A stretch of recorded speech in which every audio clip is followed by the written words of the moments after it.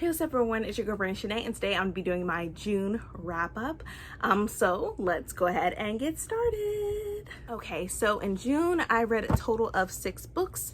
One of the books was A Phoenix First Must Burn, edited by Patrice Caldwell. I did a review about this book already, so I will leave that up in the cards so you can see that review. And on top of this review that I've done, I also had read in June The Stars and Blackness Between Them by Janata Petrus. I did both of these in the review. So like I said, the video will be up in the cards so you can get my full review, but I gave these books both 5 out of 5 stars. But a more in-depth review, I suggest you watch that video and then come back so you can see my wrap up. But I have 2 of these books that I read in June. Next book that I read, which was so cute, but I think I might change my rating a little bit, was The Boyfriend Project by Farah Rashawn. I had intentionally gave this a 5 out of 5 stars, but now I think I'd give this a 4.5 out of 5 stars due to the fact there wasn't really, it was pretty much promoted as a romance, but there wasn't really a lot of romance. It was mostly dealing with the main character, Samaya, and Daniel or whatever, but I feel like with this book alone, it was more like Samaya coming into herself and making friends and everything like that, with the 2 ladies that were being pretty much three-timed with a very ridiculous man who was pretty much giving them false identities of himself and pretty much playing them, all 3 of them. But there wasn't really a lot of romance in it, but I still thought it was really cute. And like I said, I'm going to change my rating to 4.5 out of 5 stars due to the fact that there was not a lot of romance. But this book was cute. I enjoyed it. I love the little dynamic of pretty much of Samaya working in the tech world and trying to make a path and trying to pave the way for other Black women in the tech world, and pretty much showing them that there are people of color that are really great at technology and they should also be in that world as well.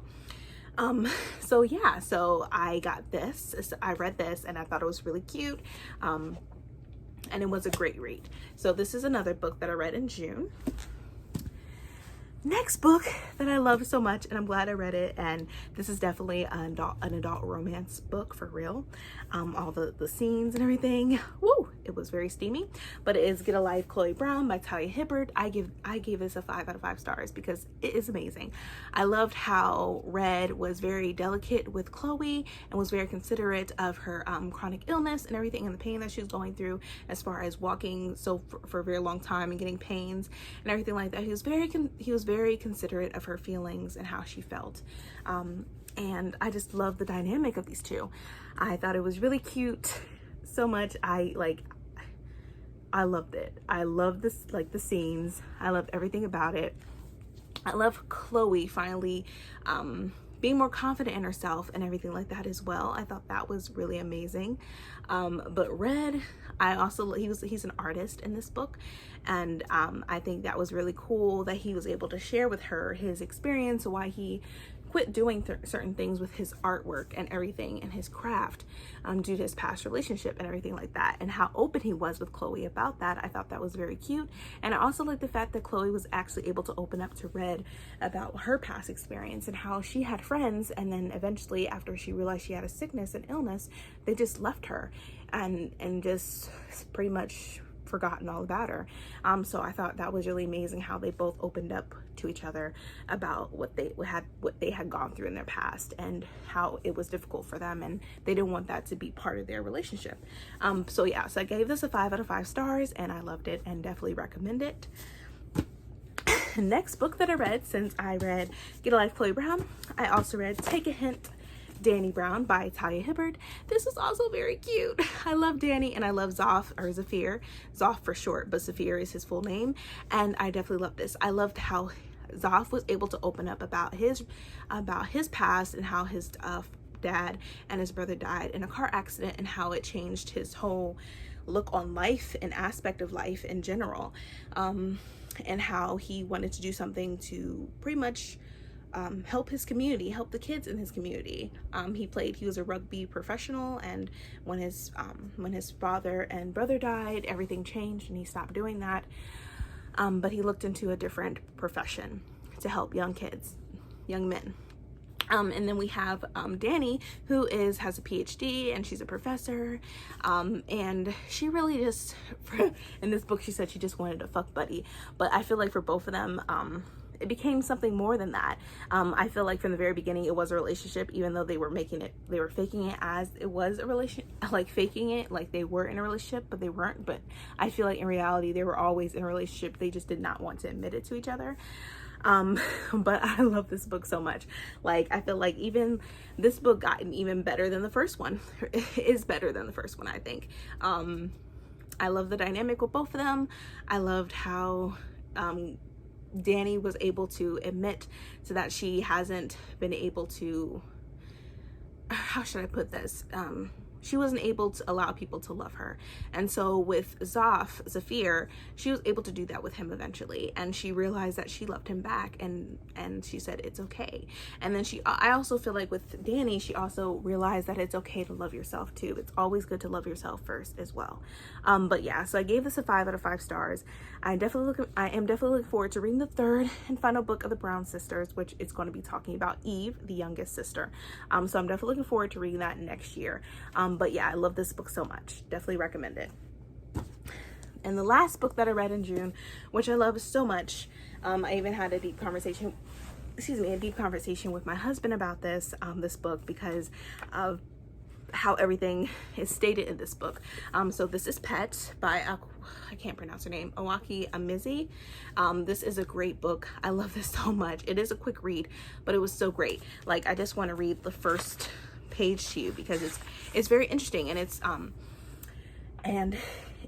good for Pride Month, and this is also a good book talking about Black Lives Matter movement and everything like that regarding, but for this, it's more descriptive. It's mostly saying monsters and angels. So it says, the city used to have that. It says, there shouldn't be any monsters left in Lucille. The city used to have them, of course. Why? What city didn't? They used to be everywhere, thick in the air, in offices, in the streets, and in people's own homes. They used to be the police and the teachers and judges and even the mayor. Yeah, the mayor used to be a monster. Lucille has a different mayor now. This mayor is an angel. The last couple of mayors have all been angels. Not like from heaven, not quite real type of angel, but a from behind and inside and in front of the revolution, therefore a very real type of angel. It was the angels who took apart the prisons and the police, who held councils prosecuting the former officers who'd shot children and murdered people, sentencing them to restitution and rehabilitation. Many people thought it wasn't enough, but the angels were only human, and it's hard to build a new world without making people angry. So they use monsters and angels as a descriptive, so like if you're a child reading this, you really wouldn't think so, but as you're an adult reading this book, you're like, oh, I get it. And then another page that I found very interesting, I was able to remember it. Let's see. It says, let me go. This force washed out the monsters who worked in public spaces, allegedly for the public, but it carried farther and into the homes and schools. It touched everyone. It made change. People started by believing the victims, and once this was apparent that it was safe to report monsters now, more and more people did so. The monsters have always tried to apologize when they were caught, using the same slippery words that had worked for them before. They thought it would be enough, that some time would pass and they would be welcomed back as if nothing had happened. They were wrong. There was no twisting away from the repercussions that the angels brought. Justice rising like the sun over the hill in a loud mourning. It says there had been so much counseling, so many treatment programs, so much rehabilitation to be done, so many amends to be made, the makings of how different justice could look. It was so small thing to try. It was no small thing to try to restructure a society, to find the pus boiling away under the scabs, to peel back the hardened flesh to let it out. So this pretty much is it's pretty much stating about what's happening now. I feel like there needs to be restructuring of the prison systems. There's going to be destruction of pretty much every type of system you can think of due to racism in this country, in the US, and or anywhere in the world. There needs to be restructuring, but this is going to take time. I feel like we are being consistent this time, and I think consistency is the key in order to get what needs to be done in order to change the systems and the prison systems, every type of system you can think of.